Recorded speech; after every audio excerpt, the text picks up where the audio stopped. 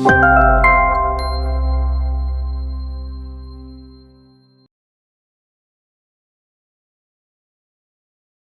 14 இன்னைக்கு பேராசான் Karl Marx அவர்களோட நினைவு தினம். அதாவது ஏங்கல்ஸ் வந்து சொல்லியிருப்பார், அதாவது மனித வாழ்வில் வந்து ஏதாவது ஒரு கண்டுபிடிச்சாலே ஒரு பெரிய விஷயம் அப்படின்னு. ஸோ அவர் மார்க்ஸ் வந்து எப்படி கோட் பண்ணியிருப்பார்னா, மார்க்ஸோட கண்டுபிடிப்பில் வந்து உபரி மதிப்பும் இயக்கவியலில் வந்து மார்க் வந்து பயங்கரமாக விளக்கியிருப்பார். அதாவது ஹெகல்லேருந்து அதுக்கு அடுத்து எப்படி ஒரு இயங்கியல் பார்வை அப்படின்ற ஒரு தன்மை வந்து பயங்கரமான ஒரு கான்செப்டை டிரைவ் பண்ணியிருப்பார். இந்த ரெண்டு கண்டுபிடிப்புமே ஒரு மகத்தான கண்டுபிடிப்பு அப்படின்னு வந்து ஏங்கல்ஸ் வந்து கோட் பண்ணி சொல்லியிருப்பார் மார்க்ஸை பற்றி சொல்லும்போது. ஸோ உங்களோட பார்வை என்ன? மார்க்ஸ் நினைவு தினம், அதாவது மார்க்ஸ் தான் வந்து சிந்திப்பதை நிறுத்தி கொண்டார் அப்படிம்பாங்க. ஆனால் மார்க்ஸ் வந்து பற்ற வச்ச நெருப்பு இருக்குது பார்த்தீங்களா, அது அங்கெங்க அப்படியே பரவிக்கிட்டே இருக்குது. அதை வந்து மறக்க முடியாது. அதுக்கு முன்னாடி நம்ம வியூவர்ஸுக்கு ஸ்டீஃபன் ஹாக்கிங்கோட நினைவு தினமும் இன்றைக்கி தான், எயின்ஸ்டீனோட பிறந்தநாள் வந்து இன்றைக்கி தான். அப்போ இது ஒரு பக்கம் பார்த்தீங்கன்னா சயின்ஸ், ஒரு பக்கம் பார்த்தீங்கன்னா மார்க்ஸ். ஆக்சுவலாக மார்க்சியம்ங்கிறதே விஞ்ஞான இதுதானே, scientific way of approaching the problem, அதுதான் மார்க்சியம் அப்படின்ட்டு சொல்லுவாங்க. நீங்கள் சொல்கிறது ரொம்ப சரியான விஷயம். அதுலேயும் அவர் கண்டுபிடிச்சது வந்து வெறும் 2 கண்டுபிடிப்புன்னு நம்ம சொல்கிறோம். ஆனால் அதோட வீச்சு இருக்குது பார்த்தீங்களா, அத்தனை மக்களுக்கு இயங்கியல் அப்படிங்கிறப்பயே பார்த்தீங்கன்னா அது வந்து ஹெகல்லேருந்து எடுத்துகிட்டு வராங்க. அதாவது கருத்துலேருந்து தான் பொருள் வருதுங்கிறத அப்படியே உல்டா பண்ணி பொருள்லேருந்து தான் கருத்து வரும். இப்போ ஏதோ ஒரு பொருள் இருக்குது, அதை வச்சு தான் கருத்து வரும். நம்ம படிச்சிருப்போம், கருத்து முதல்வாதம் பொருள் முதல்வாதம் அப்படின்ட்டு நம்ம படிச்சிருப்போம். இதுதான், இதை வந்து பொருள்லேருந்து கருத்து வருதுங்கிற ஒரு விஷயம். இது பார்க்குறதுக்கே இது என்ன சாதாரண விஷயம். ஆனால் இதை வந்து அதுக்குள்ளே இயங்கியல்ல அது பார்த்தீங்கன்னா அது ஒரு ஒரு ஒரு பெரிய ஒரு மகத்தான ஒரு சாதனை டெரைவ் பண்ணியிருப்பாருங்க. அந்த விஷயங்கள்லாம் இருக்குது பார்த்தீங்களா, அது வந்து எனக்கு தெரிஞ்சு இயங்கியலுக்கு ஈக்குவலாக நான் எதையுமே நான் சொல்ல மாட்டேன். ஏன்னா ஒட்டுமொத்த மனித சமூகத்தோட சாரத்தையும் அது சொல்றதா நான் புரிஞ்சுக்கிறேங்க. அதுக்கு முன்னாடி அந்த இமானுவேல் காண்ட்லேருந்து ஆரம்பிப்பாங்க, யார் இந்த உலக உருண்டையா இருந்ததா, கருத்து முதல் வந்துச்சா, அந்த மாதிரி போய் மார்க்ஸ் பிறந்தார் அந்த மாதிரியான புத்தகங்கள்லாம் இருக்கு. எப்படின்னா இந்த மாதிரி புத்தகங்கள்ல எப்படி இருக்கும்னா, உங்களுக்கு அந்த காண்ட்லேருந்து ஆரம்பிச்சு ஹெகல், அதாவது வரிசையா நிறைய தத்துவவாதிகள்லாம் வருவாங்க, பிலாசபர்ஸ் எல்லாம் வருவாங்க. இவரெல்லாம் கூட பிளாட்டோலாம் கூட வருவாங்கன்னு நினைக்கிறேன். அதுக்கப்புறம் எப்படி இந்த டிரைவ் பண்ணி எப்படி மார்க்சியத்தை நோக்கி வந்தாங்கங்கிற ஒரு ஹிஸ்டாரிக்கல் பேஸ்லாம் அதெல்லாம் இருக்கும் அப்படின்ட்டு சொல்லலாம். சரி, இதெல்லாம் ஒரு புறம் இருக்க, அதாவது மார்க்சியம் வந்து காலாவதி ஆயிடுச்சு. இப்போ இருக்கிற சூழலை வந்து முதலாளித்தம் வந்து கை ஊங்குது, கேபிட்டலிசம் நல்லா இருக்கேப்பா, எல்லாருக்கும் உண்டான வேலை தருது, இந்த ஜாதி மதங்கள்லாம் பிளவுகள்லாம் அது இல்லாம ஒரு மாதிரி சமமாக்குதுல. ஸோ கேபிட்டலிசமே நல்லா தானே இருக்கு, மார்க்சியத்தோட தேவை இன்றைக்கு என்ன, அது ஒரு கேள்வி இருக்குல்ல. ஆமாம், இது நல்ல கேள்வி. மார்க்சியம் வந்து பார்த்தீங்கன்னா, மார்க்சியத்தில் வந்து அந்த ஒரு இது பிடிப்பாங்க. ஃபர்ஸ்ட் புராதன பொது உடைமை சமூகம், அடுத்தது வந்து ஆண்டான் அடிமை சமூகம், நிலப்பிரபுத்துவம், அப்புறம் முதலாளித்துவம், சோசியலிசமு, அப்புறம் வந்து கம்யூனிசம், இப்படி பிரிப்பாங்க.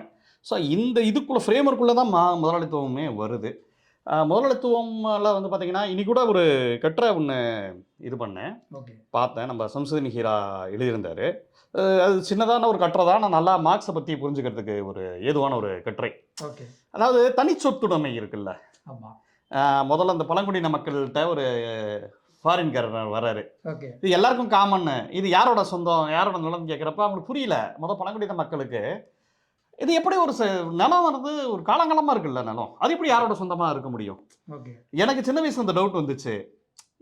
என்னன்னா இது எப்படி நம்ம பஸ்ஸில் இருக்குல்ல, பஸ்ஸில் சீட்டு போடுறோம் பார்த்தீங்களா, அப்படி தான் போட்டிருப்பாங்களோன்னு எனக்கு டவுட் வந்துச்சு. ஒரு நிலங்கிறது எப்படிங்க யாருக்குங்க சொந்தமாக இருக்க முடியுது, என்னோட லேண்டுங்கிறாங்க, என்னோட இதுங்கிறாங்கல்ல.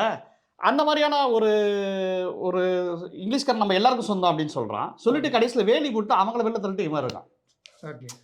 புரியுதா உங்களுக்கு? இதுதான் வந்து காலங்காலமாக நடக்குது, ஒரு தனி சொத்துடைமை. இந்த தனி சொத்துடைமைக்கு எதிர்த்தாப்புல தான் மார்க்ஸ் போராடினார். எல்லாமே எல்லாத்துக்கும் காமன் ஆனது, இங்கே இருக்கக்கூடிய வளங்கள்லாம் இப்போ காமன் ஆனது.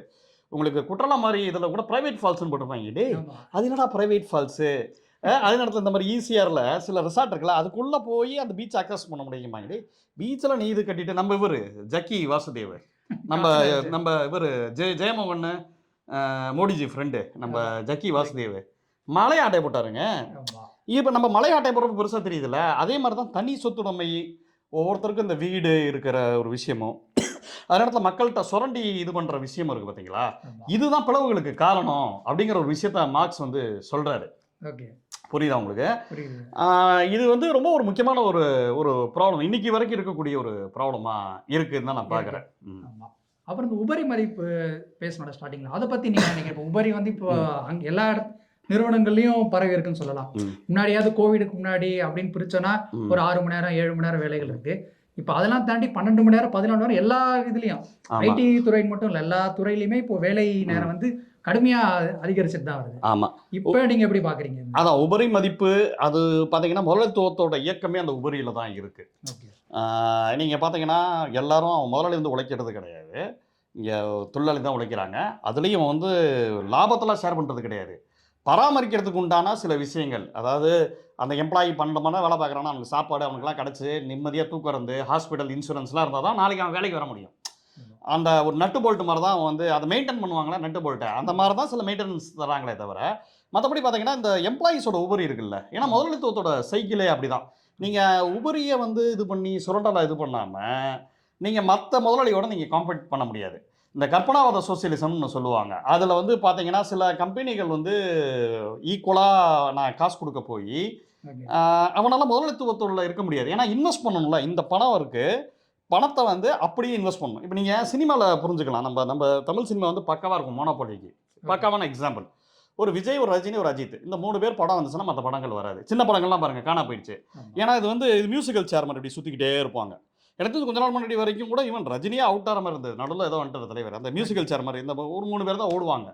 மத்த எல்லாரையும் பார்த்தீங்கன்னா, அடிச்சா தான் நீங்க உங்க தியேட்டர்ல நீங்க உங்க படம் ஓடிச்சுனா தான் ஒரு ஒ மத்த படங்கள் ஓடக்கூடாது. அதுவும் இருக்கு இதுல.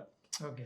இப்ப எனக்கு விஜயெல்லாம் பார்த்தா என்ன இதுவா இருக்கும்னா, நீங்க சினிமாலே இவ்வளோ மோனோபோலியா இருக்கீங்க. இவ்வளோ பெரிய பிசினஸ். ஏன்னா உங்களுக்கு 200 கோடி சம்பளம். அப்ப மல்டிபிள் தியேட்டர்ஸ்ல மோனோபோலியா இறங்குறீங்க. சினிமாலே நீங்க டெமோக்ராட்டிக் இல்லாத ஆளு. ஆமா. நீங்க என்னத்த நீங்க வந்து இது பண்ண முடியுங்கிற ஒரு கேள்வி வந்து வரும்ல. அந்த மோனோபோலிங்கிறது. ஏன்னா, இப்ப நீங்க அதே இடத்துல இருந்தீங்கன்னு வச்சுக்கோங்களேன், சினிமால பிசினஸ்ல. உங்களுக்கு அப்படியே இறங்கிருவீங்க நீங்க. அது முதலாளித்துவத்தோட இதுவே அப்படிதான். நீங்க வந்து அத திருப்பி இப்ப இன்வெஸ்ட் பண்ணுவீங்க. ஆமா. அப்போ உபரி பல பேர சுரண்டி தான் அது விஜயோட பாக்கெட்ல ஒரு காசா போகுது. ஆ இது உலகம் ஃபுல்லாவே இப்படி தான் இருக்கு. ஒரு பெரிய முதலாளிகள் இப்ப நானு இப்ப ரீசென்ட்டா இன்இக்வாலிட்டி கில்ஸ்ன்ட்டு ஒரு இது பார்த்தேன். புத்தகம். புதிய இந்தியா என்னும் கோணமரம்ல ஒரு ஆக்ஸ்ஃபாம் கொண்ட ஒரு ரிப்போர்ட் ஒண்ணு போட்டிருந்தாங்க. ஓகே. ஒரு இன்இக்வாலிட்டினால தான் கொலை நடக்குது. நெறைய பேர் சாகுறதுக்கு காரணம் வந்து என்னன்னா, வ வளம் இல்லாம இல்ல. அந்த வளம் வந்து ஒழுங்கா போகல. ஓகே. புரியுதா உங்களுக்கு? உங்களுக்கு கொரோனா மாரியான இதுக்கு இன்ஜெக்ஷன்ஸ் இருக்கு பார்த்தீங்களா? ஆமா. அது பேட்டன்ட் எல்லாருக்கும் இதுவா குடுக்க வேண்டியது தானே? கரெக்ட். ஆமா. அது ஒரு பெரிய பிரச்சனை. எக்கச்சக்க பேர் சாகுறாங்க. இதுல என்ன மேட்டர்னா, கொரோனா டைம்ஸ்ல இந்தியால பில்லியனர்ஸ் வந்து கூடியிருக்காங்களாம். ஓகே. அதே நேரத்துல ஏழைகளோட இது வந்து கணிசமா கூடியிருக்காங்க. ஏழைகளும் கூடியிருக்காங்க. பில்லியனர்ஸும் ஆமா பில்லியனர்ஸும் கூடியிருக்காங்க. இதுக்கு என்ன காரணம்னு பார்த்தீங்கன்னா, ஒவ்வொரு நெறைய பேரோட பணம் இருக்கு பார்த்தீங்களா, ஒரு சில பேர்ட்ட குமிஞ்சுகிட்டே இருக்கு. இதுதான் மார்க்ஸ் பேசுறாரு. ஓகே. இப்ப நம்ம ஊர்ல வந்து இப்ப விவசாயிகளுக்குமே பார்த்தீங்கன்னா, நம்ம ஊர்ல வந்து விவசாயம்லாம் மிகையானதா இருக்கு. ஆனா பார்த்தீங்கன்னா, அது நெறைய இது வந்து இதுக்கு இல்லாம குப்பைக்கு போகுது. விவசாயிக்கும் லாபம் இல்ல. ஏன்னா நடுவுல வந்து அந்த பிசினஸ்க்கு உண்டான ஒரு மாடல் இருக்கு பார்த்தீங்களா? ஆமா. அந்த மாடல் வந்து பார்த்தீங்கன்னா, எல்லாரையும் சுரண்டிக்கிட்டே இருக்கக்கூடிய ஒரு மாடலா இருக்கு. அது எல்லாத்தோட விலைவாசி எல்லா இடத்துலயுமே அது அது வந்து பாதிக்குது அப்படி தான் சொல்லணும். கரெக்ட். அப்ப இது வந்து அந்த அந்த எக்ஸ்ட்ராவா இருக்கிறது இருக்குல்ல. இந்த உபரி. உபரி உபரி வந்து நான் சொல்றது வந்து உழைப்பாளிகளோட உழைப்ப வந்து உபரியா முதலாளி சுரண்டுறாங்க. அது ஒரு பக்கம். அதே நேரத்துல மார்க்சியத்துல ஒரு பாயிண்ட் சொல்லுவாங்க. அராஜக உற்பத்தி அப்டின்ற ஒரு விஷயம் சொல்லுவாங்க. ஓகே. மிகை உற்பத்தி ஆகி நெறைய வேஸ்ட் ஆகி, அதனால வேலை இழப்பு. எத்தன ரிசோர்ஸ் வேஸ்ட் ஆகுது. அது மூலமா இயற்கை வளங்கள் வேஸ்ட் ஆகுது. இது எல்லாருக்கும் குடுக்கறது இருக்குல்ல. அதுதானே ஒரு இது. அது ஆமா. எவ்வளோ பெரிய தத்துவம் பாருங்க. உலகத்துல எல்லாரையும் ஒரு சமத்துவமா பார்க்கக்கூடிய யாராவது ஒருத்தர் இருந்தாங்கன்னா, அப்படி ஒருத்தரா தான் மார்க்ஸ் இருந்தாரு. ஆமா. அவர ஃபாலோ பண்றவங்களும் அப்படி தான் இருந்தாங்க. ஏங்கல்ஸ் இருந்தாரு, லெனின் இது பண்ணாரு, புரட்சி பண்ணாரு. அனைத்து மக்களுக்கும் ஒரு சமத்துவமான ஒரு அரசியல் கோட்பாட சொல்ல முடியும் அப்படின்னு பார்த்தீங்கன்னா, ஆமா. இனம், மொழிலாம் தாண்டி இது உலக தொழிலாளர்களே ஒன்றே ஒன்று கூடுங்கள் அப்படின்னு சொல்றதே ஒரு மிகப்பெரிய ஒரு விஷயம் ஆமா. தானே. ஆமா. ஸோ அதுதான். கரெக்ட். அத தாண்டி இப்போ நம்மளுக்கு ஒரு இது இருக்கும்ல, சரி மார்க்ஸோட நினைவு தினம். ம். எந்தெந்த மாதிரியான புத்தகங்கள்லாம் வாசிக்கலாம்? இப்போ ஒருத்தர் பர்ட்டிகுலரான டே வந்தோனே சில பேருக்கு ஞாபகம் வரும். ம். இப்போ நம்ம யூடியூப் வியூவர்ஸே பார்க்கும்போது சரி ஓகே இன்னைக்கு மார்க்ஸோட இது. ஸோ மார்க்ஸ் எந்தெந்த மாதிரியான புத்தகங்கள்லாம் எழுதியிருக்காங்க? மார்க்சியத்தை எப்படிலாம் ஆரம்பிக்கலாம் அதாவது எப்படின்னா முதல்ல வந்து டைலக்டிக்ஸ், இயற்கையல் பொருண்முதவாதம். இந்த இயற்கையல் பொருண்முதவாதம் அப்புறம் வந்து ஹிஸ்டாரிக்கல் மெட்டீரியலைசேஷன், என்ன அது வந்து வரலாற்று பொருண்முதவாதம், அப்புறம் வந்து மூலதனம். இந்த மார்க்சியத்தை வந்து 3ஆ இந்த மாதிரி பிரிக்கலாம்.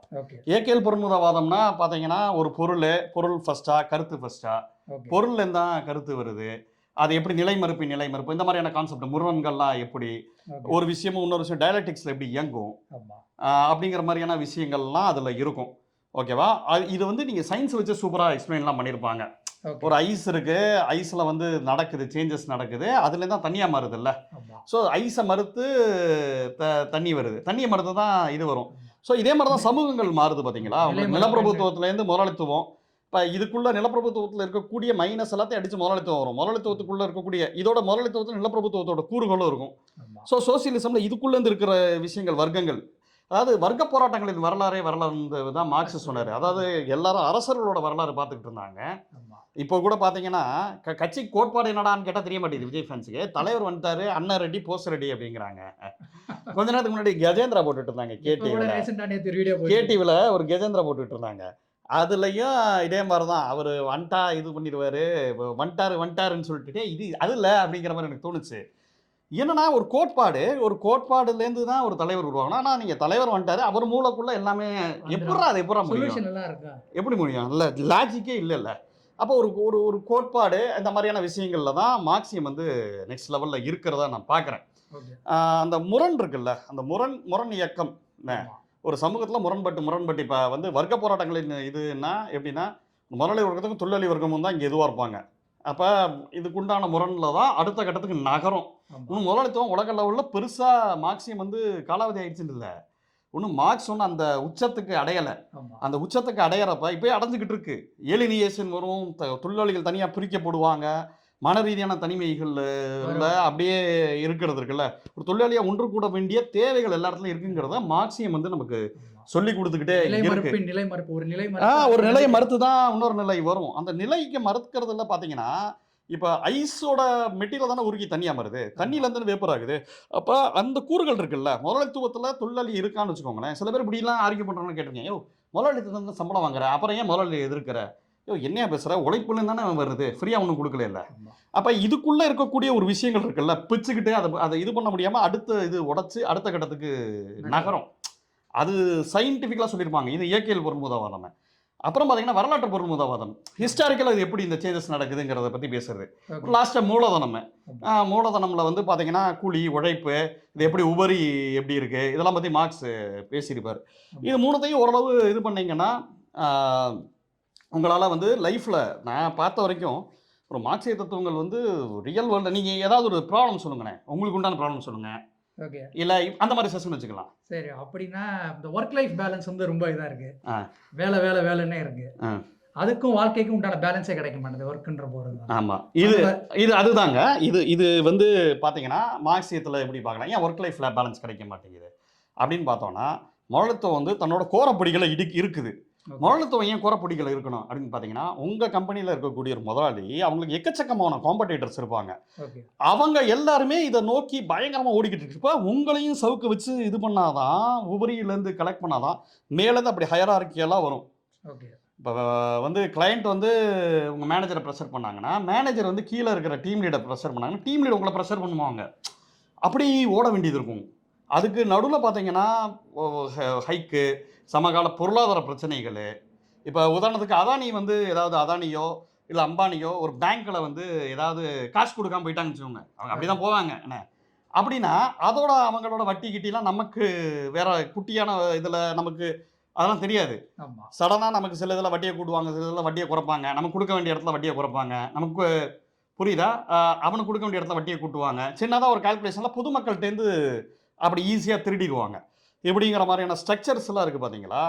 இது ஃபுல்லாக வந்து பார்த்தீங்கன்னா செயின் ரியாக்ஷன் தான். இப்போ அமெரிக்காவில் வந்து ஒரு இடத்துல பொருளாதார ரீதியாக பாதிக்குதுன்னா அது இங்கே வரைக்கும் பாதிக்கும். ஏன்னா பொருளாதாரம் வந்து சர்வதேச மயமாக இருக்குது, ப்ராப்ளம் சர்வதேச மயமாக இருக்குது. ஸோ ஒரு முதலாளித்துவத்தோட ஒரு கோரப்படி இருக்குல்ல, இப்போ உங்கள் முதலாளியை அந்த ஓடிக்கிட்டே இல்லைன்னா அவர் நிற்க முடியாது, அவருக்கு உள்ளே போயிடுவார். அதே மாதிரி நீங்களும் ஓடிக்கிட்டே இல்லைன்னு நிற்க முடியாது. உங்களோட ஃப்ரெண்டே பார்த்தீங்கன்னா உங்களுக்கு போட்டியாளர் இருப்பா, அந்த ஸ்குவிட் கேமில் காட்டுவாங்க, பிடிச்சி தள்ளி விட்டு ஓட வேண்டியதாங்கிறது இருக்குல்ல. இந்த மென்டாலிட்டியை வந்து இதுக்கு பரப்பி விட்டுறோம். அது ஒர்க் லைஃப் பேலன்ஸுங்கிறது நீங்கள் சின்ன வார்த்தையாக சொல்லிட்டீங்க. அதில் வந்து வீட்டில் ஸ்பெண்ட் பண்ண முடியாது. ஆமா இப்போ சப்போஸ் உங்களுக்கு கேர்ள் ஃப்ரெண்ட் இருந்தால் பேச முடியாது. ஆமா அவங்க நீங்கள் வந்து எனக்கு டைமே ஸ்பெண்ட் பண்ண மாட்டேங்கிறாரு அப்படிம்பாங்க. ஆமா. புரியுதா உங்களுக்கு? அந்த அந்த சிக்கல்கள் வந்து அப்படி அப்படி மாட்டிக்கும் ஒவ்வொரு இடத்துலையும். சார் ஒரு டைவர்ஸ் பிரச்சனைக்கெல்லாம் காரணமாக இருக்குங்க. Okay. அவங்ககிட்ட கேட்டால் ஏங்க அது எப்படிங்க டைவர்ஸ்க்கு முதல்ல எடுத்துக்கணும்? ஆமாம் இருக்குது. எனக்கு தெரிஞ்ச நிறைய பேர் வீட்டில் வந்து பார்த்தீங்கன்னா ஹஸ்பண்ட் வந்து நைட் ஷிஃப்டாக இருப்பாப்ல, ஒய்ஃப் வந்து இதுவாக இருப்பாங்க Morning shift. Morning shift. So Saturday Sunday தான் அவங்களால மீட் பண்ண முடியும். சண்டே தான் மீட் பண்ண முடியும் சில பேருக்கு. இப்போ அந்த ஆஃப் டே வந்து கொஞ்சம் ஆமா, இதுவாக இருக்கும். பின்ன. 2 பேரும் காமனாக ஒரு ஆஃப் வச்சிருப்பாங்க. அன்னைக்கு வெளிலே விட மாட்டாங்க. அன்னைக்கு இவர் வந்து தான் ஃப்ரெண்டெல்லாம் போய் பார்க்கணும்னு நினச்சா நோ வீட்டை பாரு, அதை க்ளீனாக பண்ணி இதை பண்ணும்பாங்க. ஸோ உங்களுக்கு அது வேகமாக ஓடுறது இருக்குல்ல, அதில் வந்து மாட்டிக்குவீங்க. ஓகேவா?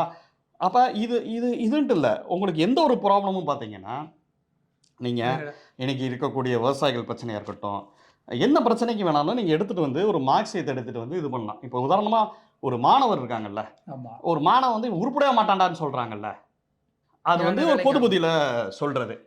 மார்க்ஸியத்தில் அப்படி சொல்ல மாட்டாங்க. ஓகே அப்படியெல்லாம் இயக்க மறுப்பியல்ட்டு வேறு, அது வேறு. ஆமா அப்படி ஒரு விஷயம் இயங்காமல் இருக்க முடியாது. 19 ஒருத்தனை அவன் வந்து நாளைக்கு மாறலாம், ரைட்டா? மாறலாம். அதுக்குண்டான விஷயங்கள் தான் இருக்குது. இந்த மாதிரி ஒவ்வொரு இதுக்குமே வந்து பார்த்தீங்கன்னா சேஞ்சை தான் அது எதிர்பார்க்குறது இருக்குல்ல. யார்கிட்ட வேணாலும் இயங்குறப்ப இப்போ ஒரு பொருள் இருக்குது, ஒரு மாங்காய் மாம்பழமாக மாறுது, அதுக்கு சில இன்புட்லாம் கிடைக்குதுல்ல. ஆமா இது வந்து இயற்கையிலே இருக்குது. ஆனால் மனிதனுக்கு எப்படின்னா, மனிதன் வந்து மன ரீதியான ஒரு ஆள்.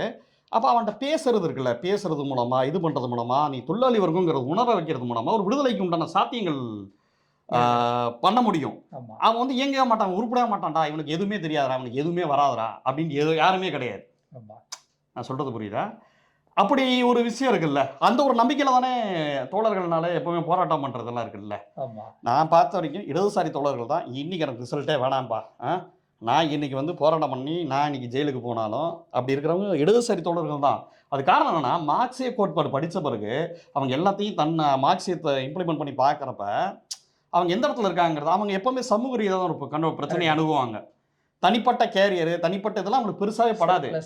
ஏன் அப்படின்னா செல்ஃப்லெஸ் மட்டும் கிடையாது. அது ஏன் அப்படின்னா அவங்களே செல்ஃப்லெஸ்ஸாக இல்லை, ஆமா அவங்க வந்து சுயநலமாக இருந்தால் கூட செல்ஃப்லெஸ்ஸாக தான் இருக்கணும் அப்படிங்கிறத அவங்க புரிஞ்சுக்குவாங்க. ஆமா நெக்ஸ்ட் லெவலில் அது அவங்க நல்லவங்களா இருக்காங்கிறது செல்ஃப்லெஸ் கிடையாது. அந்த கோட்பாடு அந்த கோட்பாடு வந்து அப்படி தானே சொல்லுது. நீங்கள் ஒட்டுமொத்த விடுதலை தான் உங்கள் விடுதலை சாத்தியம்ங்கிறத சொல்லுதுல்ல. தனியா ஜாலியா அது வந்து முடியவே முடியாது. ஒரு மார்க்சியம் படித்தவன் வந்து ஒரு சுயநலவாதியே இருக்கவே முடியாது. அதுதான் அந்த அந்த ஒரு கோட்பாடு வந்து எப்படி அந்த கோட்பாடே மார்க்ஸ் சொல்கிற மாதிரி உங்கள் மேலே வந்து இயங்கும். இயங்கி இது சரியா டே, என்னடா இவ்வளோ சுயநலமாக இருக்கே டே அப்படிங்கிற மாதிரி. அதனால் சுயநலமான முடிவெல்லாம் பார்த்தீங்கன்னா ஒரு அற்ப சிந்தனைகளா, ஒரு மோசமான சிந்தனைகளாக தான் ஒரு மார்க்சியவாதி நினைப்பான். அப்போ அந்த கோட்பாடுக்கு உண்டான பலத்தை பாருங்கள். ஒரே ஒரு ஆள் அந்த பக்கம் 1 லட்சம் விஜய் ஃபேன்ஸ் இருக்காங்க, அந்த ஒரு ஆள் போதும் அவங்களை டீல் பண்ணுறதுக்கு. நான் சொல்கிறது புரியுதா? இது விஜய் ஃபேன்ஸ்னு இல்லை, நீங்கள் இந்த பக்கம் வந்து வலதுசாரிகள் யாரை வேணாலும் வச்சுக்கலாம், பாஜக, சும்மா ஒரு உதாரணத்துக்கு சொன்னேன். ஒரு கோட்பாடில் இணைஞ்சவன் ரொம்ப ஒரு பவர்ஃபுல்லான ஒரு ஆளாக இருக்கக்கூடிய வாய்ப்புகள் உண்டு அப்படின்னு நினைக்கிறேன். வேற நீங்கள் ஏதாவது சொல்கிற இல்லை, அதுதான் நீங்கள் மார்க்சியம் வந்து பார்த்தீங்கன்னா நான் மெயினாக அந்த நீங்கள் ஆரம்பத்தில் புக்குன்னு கேட்டிருந்தீங்கல்ல, மார்க்சிய மெய்ஞானம் ஜார்ஜ் பொலிட்சரோட புத்தகம், அது வந்து ரொம்ப நல்லாயிருக்கும். அப்புறம் வந்து பொதுவாக இந்த மாதிரியான விஷயங்கள்லாம் வரப்போ எங்களுக்கு ஒரு திங்க் டேங்க் டீமில் ஒருத்தர் இருக்கார், ஸ்ரீகரன் ஒருத்தர் இருக்கார். அவருக்கு நான் மெசேஜ் பண்ண சொல்கிறார், வேறு ஏதாவது புக் இருக்கா அப்படின்னு கேட்பேன். அவர் சொன்னார், ABC of dialectical and historical மெட்டீரியலிசம்னு இருக்குது ஒரு புக்கு, அது தமிழ்லையும் இருக்குது ஆங்கிலத்தில் இருக்குது, அது சிம்பிளாக இருக்கும் அப்படின்னாரு. பொதுவாக வந்து இப்போ எப்படி ஃபிசிக்ஸ் புக்கில் எங்கே பார்த்தாலும் நியூட்டன்ஸ் தேர்லாங்கிறது ஒன்று தானே. அதே மாதிரி மார்க்சியம் புக்கில் பார்த்தீங்கன்னா நீங்கள் மார்க்சியத்தை ஸ்டார்ட் பண்ணணும்னா மார்க்சியம் ஆனா அவனான்னு சொல்லிட்டு தோழர் தியாகு எழுதின புத்தகம் இருக்குது. அப்புறம் வந்து ஈஸ்வரன் ஈஸ்வரன் ஒரு தோழர், அவங்க எழுதின புத்தகங்கள்லாம் இருக்குது. அதாண்டி ஆசான்கள் எழுதின புத்தகங்கள் வந்து இந்த இயற்கையல் பொருண்முதவாதம், வரலாற்று பொருண்முதவாதம், இதை ரெண்டுத்தை பற்றி மார்க்ஸ், எங்கல்ஸ், லெனினோட தொகுதிகளில் புத்தகங்கள் இருக்குது. அதே மாதிரி நான் படித்தது ஜார்ஜ் பொலிட்சர், அந்த புத்தகமும் நல்லா தான் இருக்கும். ஸோ இதெல்லாம் பேஸுக்கு ஒரு நல்ல ஒரு இதுவாக இருக்கும். அதாண்டி மூலதனம்லாம் படிக்கணும்னா நீங்கள் தனியாக படிக்கக்கூடாது. நீங்கள் எல்லாம் ஒரு கிளாஸு, ஒரு உரையாடல் இருந்துச்சுன்னா மட்டும்தான் சாத்தியம். நம்ம இதில் கூட கொரோனா டைமில் வந்து மார்க்சிய வெப் சீரியஸ்னு ஒன்று வச்சுருந்தோம். அப்புறம் வந்து பார்த்தீங்கன்னா நிறைய படிக்க வேண்டியது இருக்கும், நிறைய உள்ளுக்குள்ளே போக போக அதே தான், ஆனால் அதையே கொஞ்சம் விரிவாக படிக்கிற மாதிரி இருக்கும்ல சயின்ஸில். அது வந்து மார்க்சிய மூல நூல்களே ஊறுபட்ட நூல்கள் இருக்குது. என்ன செய்ய வேண்டும் லெனின், குடும்பம் அரசு தனிச்சொத்து அதன் இது வந்து பார்த்தீங்கன்னா நம்ம இவர் எங்கல்ஸு அப்புறம் டூரிங்க்கு மறுப்பு. டூரிங்க்கு மறுப்பு, தத்துவத்தின் வறுமை, ஆமா. மார்க்ஸோடது, ஜெர்மன் அப்புறம் வந்து செத்தாந்தா. ஆமாம் இதெல்லாம் இருக்குல்ல நம்ம கம்யூனிஸ்ட் கட்சி அறிக்கை. ஆமா, மெயினா ஸோ இதெல்லாம் இருக்குது. அதை தாண்டி நிறைய மனித சமூக சாரம் வேறு வேறு ஜார்ஜ் தாம்சனோட புத்தகங்கள்லாம் கூட எடுத்துக்குவாங்க. ஆமா. ஒரு ஒரு சயின்ஸு என்னன்னா நம்ம மார்க்ஸ் வந்து நம்ம நினைவு நாளில் இருக்காருங்கிறதுக்கு உண்டான ரீசன் என்னன்னா மார்க்ஸோட நினைவை நம்ம எப்படி போற்றணுங்கிறது இருக்குது. ஆமா. அது ஒரு சயின்டிஃபிக் வேயாக இருக்கணும். ஸோ அதை வந்து நம்ம நினைவுபடுத்துவோம். கண்டிப்பா. அதே மாதிரி மூலதனத்துக்கு பார்த்தீங்கன்னா சில கிளாஸஸ்லாம் இருக்குது. ஆமா. நிறையா Online கண்டக்ட்லாம் Zoom பண்ணிக்கிட்டு classes இருக்காங்க. ஜூம் கிளாஸஸ் Club house இருக்குது. எல்லாத்துலயும் ஆமாம். இதில் வாட்ஸ்அப் குரூப் வச்சுட்டு ஜூம் மீட்டிங் பண்ணுறாங்க. தமிழ்நாடு ஃபுல்லாக நிறையா மூலதன கிளாஸஸ் நடந்துக்கிட்டு இருக்கு. ஆமா. ஸோ இந்த மாதிரியான விஷயங்கள் இருக்குது. மார்க்சியத்தை வந்து நீங்கள் எழுத்தோன்னே படித்தோன்னே புரியாது. அது வந்து ஒரு ஒரு சயின்ஸு. நீங்கள் ஒரு எம்பிபிஎஸ் புக்கு படித்தோன்னே புரியுமா அப்படி நம்ம எதிர்பார்க்கவும் கூடாது. ஆமா. அதுக்கு உண்டான உழைப்பு நம்மளுக்கிட்டேருந்து ஒரு உழைப்பு போடணும். அப்படி இல்லைன்னா நிறையா தெரிஞ்ச தோழர்கள்ட்ட அது என்னது இது என்னதுன்னு கேட்கணும். சில சமயம் 3 பக்கம் படிக்கிறதுக்குள்ளேயே பயங்கரமாக இருக்கும். அந்த புத்தகம் வந்து உங்களை வந்து சோதிக்கும். ஆனால் நீங்கள் சம காலகட்டத்தில் நீங்கள் வந்து அதை நீங்கள் பொருத்தி பார்த்து அதை தெரிஞ்சுக்கிட்டீங்கன்னு வச்சுக்கோங்களேன், அது ஐயோ எவ்வளோ பெரிய டூலு. அது வந்து வாழ்க்கை புரட்சி கிரச்சிலாம் பண்ண வேணாம். நமக்குள்ளே ஒரு புரட்சி ஏற்படுத்தும், நமக்குள்ளே ஒரு சேஞ்சஸ் ஏற்படுத்தும். அட்லீஸ்ட் நம்மளோட ஒரு முடிவுகளை நம்ம எப்படி எடுக்கிற விஷயங்கள் கிளியர் கட் ஆஃப் ஒரு வியூ வந்து கிடைக்கும். ஆமாம். ஆமாம். நான் நம்ம அந்த மார்க்சிய வெப் சீரிஸில் நம்ம இந்த லவ் மேட்டருக்கெலாம் கூட சொல்லியிருப்பேன். என்ன ஒரு ஒரு ஒரு விஷயம் அதை எப்படி இது பண்ணணும்னா கூட உங்களுக்கு உண்டான பர்சனலான சில விஷயங்களை அணுகணும்னா கூட நீங்கள் மார்க்சியம் நோக்கி வந்தாகணும். இன்னொன்று அதுக்காக நீங்கள் இப்படி புரிஞ்சுக்கக்கூடாது. மார்க்சியம்ங்கிறது ஜீபூம்பா மாதிரி டூலான்னு புரிஞ்சுக்கக்கூடாது. அப்படி கிடையாது. மார்க்சியம்ங்கிறது உங்களுக்கு எப்படி அனலைஸ் பண்ணணும், என்ன அனலைஸ் பண்ணணுங்கிறத சொல்லி வச்சிடும். சொல்கிறது புரியுதா? சயின்டிஃபிக் வே ஆஃப் திங்கிங்கை வந்து அது வந்து அது ஒரு டூல், அது ஒரு ஆய்வு முறை. இவன் நம்ம ஜெயமோகன் பின்தொடரும் நிழலின் குரல்லாம் எழுதியிருக்காரு. இடதுசாரி வெறுப்பாளர் ஜெயமோகன். ஆனால் அவரே கூட நான் என் கட்டுரைகள்லாம் மார்க்சிய சார்ந்து தான் எழுதுகிறேன், இது வந்து நல்ல ஆய்வு முறையெல்லாம் சொல்லியிருக்காரு. எதுக்கு சொல்ல வரேன்னா ஒரு ஒரு ஆய்வு முறை, அது அது வந்து ஒரு ஆய்வு முறை. ரெண்டாவது நீங்கள் அது நீங்கள் பார்த்து புரிஞ்சுக்கிட்டோம்னு வச்சுக்கோங்களேன், நமக்கு தெளிவாக புரியும் எப்படி மனிதனோட இயக்கம் எப்படி இருக்குது, வர்க்க ரீதியாக என்ன மாதிரி யோசிக்கிறாங்க, ஒரு கிளாஸ் ஸ்ட்ரகிள் எப்படி இருக்குது. ஒரு சின்ன இடத்துல கூட நீங்கள் கிளாஸ் ஸ்ட்ரகிளை பார்க்க ஆரம்பிப்பீங்க. ஒரு நாவல் படிக்கிறீங்கன்னா அதில் கிளாஸ் ஸ்ட்ரகிள் என்ன இருக்குன்னு தான் பாவீங்க எடுத்தோன்னே. ஒரு ஒரு ஒரு படம் பார்க்குறீங்கன்னா கிளாஸ் ஸ்ட்ரகிள் அதில் எப்படி இருக்குது, ஒரு 2 வர்க்கம் எப்படி என்ன மாதிரியான ரியாக்ட் பண்ணுது. ஸோ அதுக்கு நீங்கள் ஒரு மாதிரி செயற்கையாக ஒரு படம் எடுத்தாங்கன்னா உங்களுக்கு தெரிஞ்சிடும் வந்து போலியான ஆர்ட்டுங்கிறது உங்களுக்கு தெரிஞ்சிடும். இந்த மார்க்சிய புத்தகங்களில் மார்க்சிய ரீதியை ரிவ்யூ பண்ணுவாங்க ரொம்ப நாவல்ஸு இவன் படங்கள். ஸோ ஒரு கிளாஸ் ஸ்ட்ரகிள்ஸ் வந்து அதில் இருக்கா? கிளாஸ் ஸ்ட்ரகிள் இல்லாமல் கிடையவே கிடையாது. உங்களோட நீங்கள் அரசியல் இல்லாத மனிதர்கள் கிடையவே கிடையாதுமாங்கல்ல. நீங்கள் சாதாரணமாக நீங்கள் ஒரு ஆஃபீஸ் போகிறீங்க, இவன் ஒரு பஸ்ஸில் உட்காடுறீங்க, சின்னதாக ட்ரெஸ் போடுறதுலேருந்து வீட்டுக்கு அந்த உறவினர்கள் வந்து எப்படி ரியாக்ட் பண்ணுறாங்க அதனால படம்லாம் தானே அதுவே நமக்கு தெரிஞ்சிடல. ஆமாம். நீங்கள் ரெண்டாவது நம்ம ஒரு ஒரு நீங்கள் ஒன்றும் இல்லை, நீங்கள் ஒரு பெரிய ஒரு சட்டை கடை இருக்குல்ல, நானாக ஃபீல் பண்ணியிருக்கேன். எனக்கு நார்மல் லைஃப்பில் இருக்கிற மாதிரி இருக்கும். எனக்கு எப்போ வந்து கொஞ்சம் எனக்கு ஒரு இன்செக்யூரிட்டி மாதிரி ஆகும்னா திடீர்னு ஏதாவது ஒரு பெரிய கடைக்கு நம்ம போகிறப்ப சட்டையை பார்ப்போம் 10,000 ரூபான்னு இருக்கும். ஏன் சட்டையை பார்ப்பேன் சொல்கிறது புரியுதா? அது 300 ரூபா சட்டை, அதையும் நம்ம அழுக்காக பயங்கரம் போட்டு போவோம். அங்கே வரவன்னா பார்த்தோன்னா வேறு மாதிரி இருப்பாங்க. ஸோ நீங்கள் யூஸ் பண்ணுற ப்ராடக்ட்லேருந்து நீங்கள் பார்க்குற படத்துலேருந்து ஒவ்வொரு இடத்துலையும் அந்த வர்க்கம் வந்து வந்துக்கிட்டே இருக்கும். தாட் ப்ராசஸில் உங்கள் வர்க்கத்தோட சேர்ந்து தான் ஒரு தாட் ப்ராசஸ் இருக்கும். ஸோ ஒவ்வொரு அந்த அந்த இதெல்லாம் நீங்கள் புரிஞ்சுக்குவீங்க. உங்களுக்கு உண்டான மைனஸ்களை நீங்கள் புரிஞ்சுக்குவீங்க, ப்ளஸ்களை புரிஞ்சுக்குவீங்க. ஒரு சாதாரணமான யதார்த்தமான ஒரு ஆளாக நம்ம இருக்கணும்டா அப்படின்னு நம்ம புரிஞ்சுக்குவீங்க. புரியுதா? நம்ம அந்த மோட்டிவேஷன் ஸ்பீக்கர்ஸ்லாம் பேசுவாங்க, தலைவன் என்பவன் அப்படின்னு பேசுவாங்க. அப்படி இருக்க மாட்டீங்க நீங்கள். என்னன்னா ஒரு சாதாரண மனுஷனாக இருக்கணும்டா, டேய் ஃபஸ்ட்டு மனுஷனாக மாறுங்கடா அப்படிங்கிறத நமக்குள்ளே சொல்லிக்குவோம்.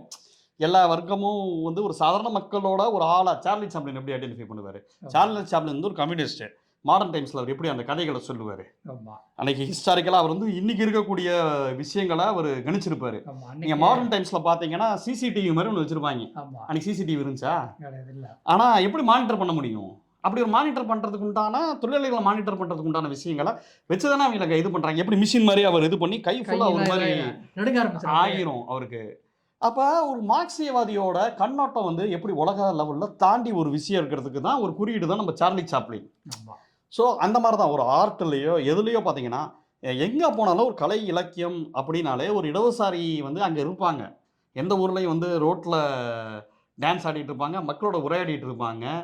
அதுதான் ஒரு இடதுசாரி தோழர்கள். ஏன்னா மக்கள்கிட்ட லேர்ன் பண்ணுவாங்க. அது இயங்கியல் டயலெக்டிக்ஸு. நீங்கள் அவங்ககிட்ட போய் ப்ரீச் பண்ண மாட்டீங்க இடதுசாரிகளாக இருக்கிறப்ப. நீங்கள் அவங்க ஏதாவது ஒன்று சொல்லுவாங்க, தோழர் இப்படி ஒரு பிரச்சனை இருக்கும்பாங்க. அதுலேருந்து பார்த்துட்டு அவங்க மக்கள்கிட்ட வேலை செய்கிறதுங்கிறது. அதனால் அவங்க எழுதுகிறப்ப பார்த்தீங்கன்னா, இடதுசாரிகள் எழுதுகிறப்ப பார்த்தீங்கன்னா மக்கள்கிட்ட பயங்கர நெருங்கி எழுதுவாங்க. ஜெயகாந்தன் இருக்கார்ல, ஆமா. ஜெயகாந்தன் இடதுசாரி அமைப்பில் முழு நேர ஊழியராக இருந்தப்போ தான் ஆகச்சிறந்த படைப்புகள்லாம் பண்ணார். ஓகே. இதுதான் ஹிஸ்ட்ரி. ஓகே. நீங்கள் ஜெயகாந்தனை என்னதான் மேட்ச் பண்ணாலும் சுஜாதா ஏன்னா சுஜாதா கிரியேட் பண்ணுறது ஃபுல்லாக டெஸ்க்லேருந்து ஒரு உலகத்தை கிரியேட் பண்ணுறாங்க. ஆமா. ஜெயமோகனும் இவங்களும் நம்ம தோழர்கள் வந்து வாழ்க்கையில் நேரடியாக போய் போராட்டங்கள் நேரடியாக களத்துலேருந்து அந்த வாழ்க்கையை எடுக்கிறதுக்கு உண்டான விஷயம் வந்து சாரம் வந்து வேற. அது வந்து ரியல் லைஃப்லேருந்து எடுக்கிறப்ப அந்த கதைகளோ அந்த ஓட்டங்களோ அந்த ஸ்லாங்கோ எங்கேயுமே நீ பக்கத்துலேயே வர முடியாது. ஆமா. ஏன் பக்கத்தில் வர முடியாதுன்னா ஒரு இடதுசாரியா இருந்து வேலை செய்யறதோட ஒரு இது தத்துவம் மார்க்சிய நீங்க தத்துவம் வந்து ஒரு அவங்க ஒரு கலைஞனா நீங்க சுயநலமா இருந்து நான் மக்கள்கிட்ட கத்துக்கிறதுக்காக தான் கட்சிக்குள்ள போறேன் அப்படின்னு சில பேர்லாம் இருக்காங்க. ஆனா அப்ப கூட நீங்க சமூக ரீதியா இருந்தாதான் உங்களுக்கு ப்ராடர் பர்ஸ்பெக்டிவ்ல உங்களோட வாழ்வியல் உங்களால புரிஞ்சுக்கவே முடியும். ஆமா. அப்ப வரக்கூடிய எழுத்துக்களோ அப்ப வரக்கூடிய ஒரு சினிமாவோ அது வந்து வேறையா இருக்கும். கண்டிப்பா. ஒரு ஒரு ஒரு மார்க்சிய பேஸ் இல்லாம இருக்கவே முடியாது. ஆமா. ஒன்று அந்த மார்க்சியத்தோட பேஸ்னோடனே அடுத்து எங்கேயோ போயிட்டு இருக்கேன். மார்க்சியத்தோட பேஸ்னோடனே எனக்கு அந்த சிட்ஃபீல்டில் முரண் இயக்க மாதிரி ஸ்க்ரீன் பிளே வச்சுருப்பாங்க. ஓகே. சிட்ஃபீல்டுன்னு ஒருத்தர் தான் ஸ்க்ரீன் பிளேக்கு அத்தாரிட்டி. நம்ம ஊர் பாக்யராஜ் படத்தில் அவ்வளோ அழகாக இருக்கும் முரண் இயக்கம். முரண் இயக்கம் மார்க்சியம் மாதிரி அவர் இருக்கும். இப்படி ஒரு ப்ரோட்டாகனிஸ்ட் ஆன்டாகனிஸ்ட் இவங்க ரெண்டு பேருக்குள்ள உரையாடல் ஏதோ ஃபைட்டு இது வந்து அந்த கதையை அடுத்த கடத்துக்கு நகர்த்திட்டு போகும். புரோட்டாகனிஸ்ட்ன்றது ஒரு பர்சனா இல்லாம ஒரு எதை எழுதி கான்செப்ட். ஆமாம். குஷி அந்த இவன் சந்தோஷ் சுப்ரமணியன் ஆமா. அதெல்லாம் பார்த்தீங்கன்னா ப்ரோட்டாகனிஸ்ட் ஆன்டாகனிஸ்ட் பார்த்தீங்கன்னா ப்ரோட்டாகனிஸ்ட் அப்பா இது ப்ரோட்டாகனிஸ்ட் இது இவங்க அப்பா பையன் இதுக்குள்ளே தான் நடக்கக்கூடிய முரண் இதான் கதைன்னா இந்த கதை வந்து இவங்க மோதி மோதி மோதி இவங்க உரையாடுவாங்க. இவங்க எல்லா தப்பும் நீங்கள் தான் பண்ணீங்க ஒரு உரையாட ஜெயம் ரவி உரையாட அந்த கதையை அடுத்த கட்டத்துக்கு நகருது இல்லை. ஆமா. இதுதான் மார்க்சியம். ஒரு சமூகம் உரையாடி முதலாளித்துவத்துக்கு உங்களுக்கு சண்டை வந்து அது அப்புறம் ஒரு சமத்துவத்தை நோக்கி நீ தான் ஏன் தப்பு பண்ண அப்படின்னு சொல்லி இவங்க வந்து கையில் எடுத்துக்கிறது இருக்கு பார்த்தீங்களா. ஆமா. ஒரு அதுதான். மார்க்சியத்தோட ஸ்க்ரீன் பிளேல நீங்கள் மார்க்சியத்தை ஆர்ட்டில் நீங்கள் வச்சாதான் நல்ல கதைன்னு சொல்லப்படும். நம்ம கதைன்னு ஒன்று சொல்கிறோம்ல சினிமாவில். ஆமா. அந்த கதைங்கிறதே பார்த்தீங்கன்னா முரணாக தான் நம்ம கதையை சொல்கிறோம். ஆமா. குசியில் அந்த ஈகோ முரணு அந்த கதை மொக்கையாக இருக்குன்னு நம்ம சொல்கிறோம்ல. அந்த அந்த அந்த விஷயம் வந்து லைட்டாக இருந்துச்சுன்னு வச்சுக்கோங்களேன். முரண் இயக்கம் வந்து அந்த முரணே மொக்கையாக இருந்துச்சுன்னா டே இதெல்லாம் ஒரு பிரச்சனை சொல்லி பேசிகிட்டு இருக்கீங்களான்னு சொல்லிடுவாங்க ஆடியன்ஸு. ஆமா. அந்த முரண் இயக்கம் எவ்வளோக்கு எவ்வளோ ஸ்ட்ராங்காக இருக்கோ சொல்லுவாங்கல்ல. பாட்ஷா மட்டும் ஸ்ட்ராங்காக இருந்தால் பார்த்தாது ஆண்டனி ஸ்ட்ராங்காக இருக்கணும்யா வில்லன் ஸ்ட்ராங்காக இருக்கணும்ல அப்போ தான் அந்த கதை பிடி கொடுப்பாங்கல்ல. அந்த கதை இருக்குல்ல அந்த கதையோட போக்கு வந்து உங்களுக்கு நீங்கள் யோசிச்சு பாருங்க. ஒரு ஆர்ட் ஃபார்மில் அது பேர் 3 ஆக்ட் ஸ்ட்ரக்சர்னு சொல்லுவாங்கன்னு நினைக்கிறேன். ஆமா. சிட்ஃபீல்டோட ஸ்க்ரீன் பிளே நகல் எடுத்தது மார்க்சியத்தை தான் என்னால் அடித்து சொல்ல முடியும். நான் அதையும் படிச்சிருக்கேன் இதையும் படிச்சுக்கிட்டே அப்படியே மார்க்சியம் மாதிரியே இருக்குல்ல அப்படின்னு. மேபி என்னோட சின்ன சினிமா அறிவுக்கு நான் கம்மியாக கூட சொல்லலாம். ஆனால் எனக்கு அப்படி தான் பட்டுச்சு. ஓகே. அப்புறம் நான் ஒவ்வொரு படத்துலையும் பார்க்குறப்ப ஓஹோ இதான் முரணா ஓகே இதுதானா இதான் இந்த கதையை வந்து கொண்டு செல்லுதா அப்படிங்கிற ஒரு விஷயம் இருக்குல்ல. அதே மாதிரி வரலாற்றை இந்த முரண் இருக்குல்ல எந்த 2 வர்க்கங்களோட முரண் தான் வந்து வரலாற்றை வந்து நகர்த்திட்டு போகும். இதுதான் மார்க்ஸ் சொல்கிற மார்க்சியத்துக்கு உண்டான ஒரு கதை அப்படின்னு சொல்லலாம். கதைன்னு இல்லை அது அது அது நிஜமானது. ஓகேவா. அப்போ பார்த்தீங்கன்னா இந்த முரண் இருக்குல்ல இவங்க இப்படி இது பண்ணுறப்ப இப்போ நீங்கள் யோசிச்சு பார்த்தீங்கன்னா அந்த இது இருக்குல்ல விவசாயிகள் போராட்டம் இருக்குல்ல அதை வாபஸே வாங்க மாட்டேனாங்க ஃபஸ்ட்டு. இது சட்டத்தில் மாற்றவே மாட்டோம் நாங்கள். ஆனால் அந்த போராட்டம் வந்து மாற்ற வச்சுச்சுல்ல ஒன்றியத்தை. அந்த மாதிரி தான் உங்களுக்கு வரலாறு ஃபுல்லாக பார்த்தீங்கன்னா மே தினமாக இருக்கட்டும் பெண்கள் தினமாக இருக்கட்டும் எல்லாமே போராடி பெற்ற உரிமைகள் தான். போராட்டமே மகிழ்ச்சி அதான் மார்க்ஸ் சொல்லியிருக்காரு. இந்த மார்க்ஸை வந்து நம்ம போராட்டங்களாலையும் அவரோட அந்த மார்க்சிய சித்தாந்தம் இருக்கு பார்த்தீங்களா எவ்வளோ உழைச்சி அந்த சித்தாந்தத்தை ஜிஸ்டாக நம்ம கொடுத்துருக்காருன்னா அவர் எவ்வளோ அனுபவப்பட்டிருப்பாரு. அதை தான் நம்ம நினைவில் வச்சுருக்கோம். அந்த நினைவு நாளுங்கிறது அவர் ஒரு தாடி வச்ச பெரியவர் மக்களுக்காக போராடினாருங்கிறது கிடையாது. அவர் என்ன சித்தாந்தம் பண்ணாரு அதை எப்படி நம்ம மக்கள்கிட்ட கொண்டு போய் சேர்க்க போகிறோம் அதுதான் வந்து இதுக்கு உண்டான இதுன்னு நினைக்கிறேன். நன்றி.